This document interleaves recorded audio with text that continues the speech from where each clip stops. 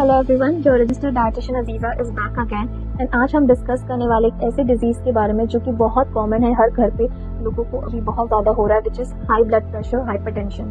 आपने ये वर्ड तो डेफिनेटली सुना ही होगा एंड ये टर्म तो डेफिनेटली ही सुना होगा किसी न किसी के थ्रू, बट सबसे इम्पॉर्टेंट चीज़ जानना ज़रूरी है इसकी बेसिक अंडरस्टैंडिंग। हाइपरटेंशन को साइलेंट किलर कहा जाता है नॉर्मल लैंग्वेज में।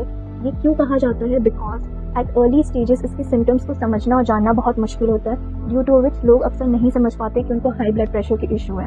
हाई ब्लड प्रेशर जनरली होता क्या है, हमें ये भी जानना बहुत इंपॉर्टेंट है। बेसिकली हाइपरटेंशन का मतलब है consequently increase in your blood pressure.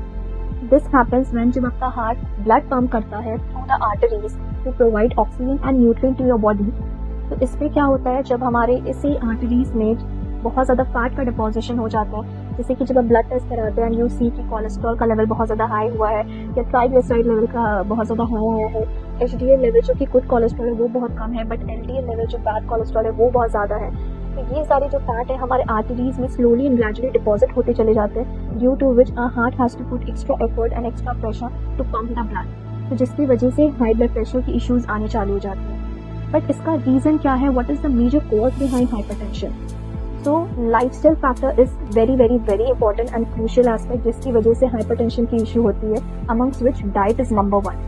अगर आपका डाइट अच्छा नहीं है, if you are eating too much of outside food, junk food, high salty food, processed food, packaged food and deep fried food आप खा रहे हो, आपकी डाइट में शुगर का कंजम्पशन बहुत ज़्यादा, चाहे वो स्वीट्स के फॉर्म में हो, जैम जेली के फॉर्म में हो, sugary beverages like cold drinks and soft drink के फॉर्मेट में हो, या फिर आपकी डाइट में मैदा बहुत ज़्यादा है, मैदा in form of pizza, patties या बिस्किट या नमकीन या मैदा का पराठा या नान या पास्ता, मैगी का कंजम्पशन, ये सब चीज़ अगर आपकी डाइट में ज़्यादा है तो डेफिनेटली एक रीज़न है आपकी हाई ब्लड प्रेशर का। Second thing is if you have a very completely sedentary routine, अगर आपका कंप्लीट सिटिंग जॉब है या बहुत ज़्यादा बैठे रहते हो आप, मूवमेंट बहुत लो है, नॉर्मल हल्का फुल्का घर का काम करते हो या नॉर्मल आप लाइट वॉक पे जाते हो 5 to 15 मिनट्स का, this is not gonna be effective. Third thing is if you have lot amount of stress in your life, B it work related और फैमिली रिलेटेड स्ट्रेस, तो ये भी एक रीज़न है। And last but not the least is medical condition induced hypertension, which means कि hypertension has come due to any other health aspect like thyroid, your fatty liver issue होना या kidney related issue होना। But why is it a problem? Because hypertension can lead and damage your kidneys, your heart, your brain and your eyes.